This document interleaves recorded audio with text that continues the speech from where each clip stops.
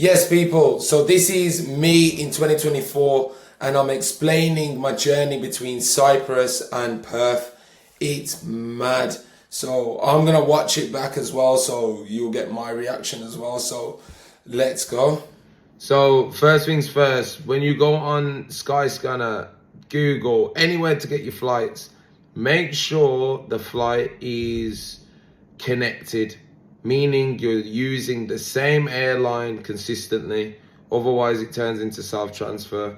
And then if it turns into self-transfer and you see self-transfer, that means you need a visa. If you haven't got a visa, you're going to be stuck, trust me.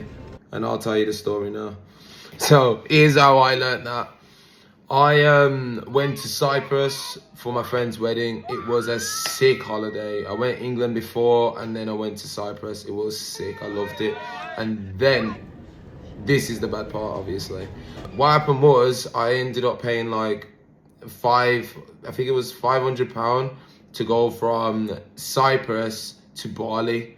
And that's what I was just going to stay in Bali for 2 days and then I was going to go back to Perth. So anyway, I paid that originally, and that was going to make me go from Cyprus to Saudi, Saudi to India, India to Malaysia, and Malaysia to Bali.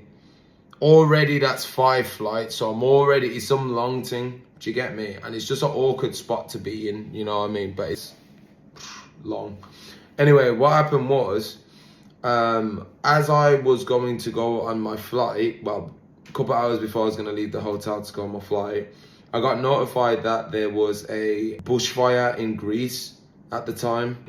I was like, right, they're going to change my flights. So I was just waiting for them to change my flights, blah, blah, blah.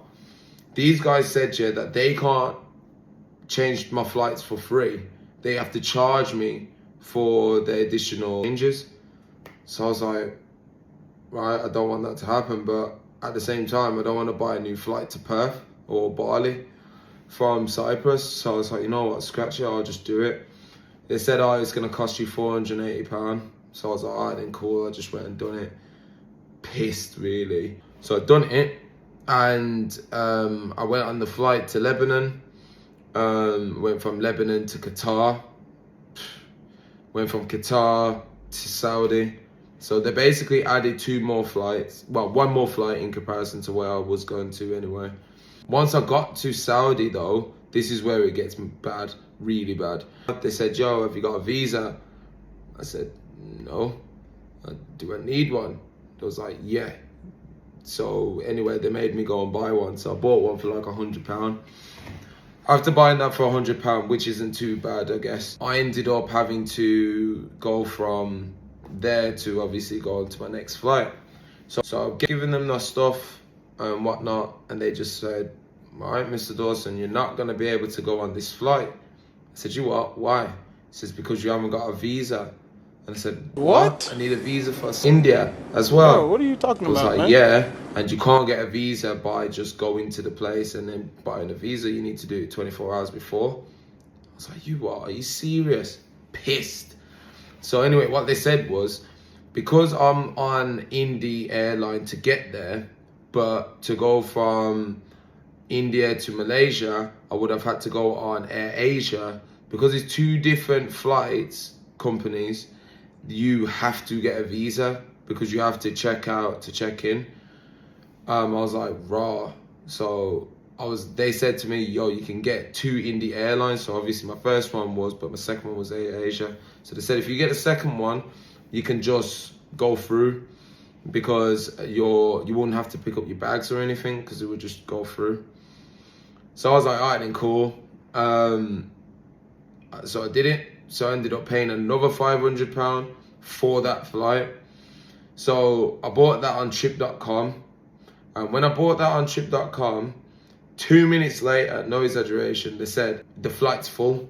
So we've given you an alternative flight, which is Malaysia Airlines. No, God, please, no, like, no! I'm now in the same situation as that I just was in. Pissed, I swear down. So imagine like they've given me that and I was like, I can't go on this flight. And then I rung them up saying, yo, I can't go on this flight because of the situation that I'm in, because I need the same airline. They said, sorry, we can't do anything about it, but we can give you £16.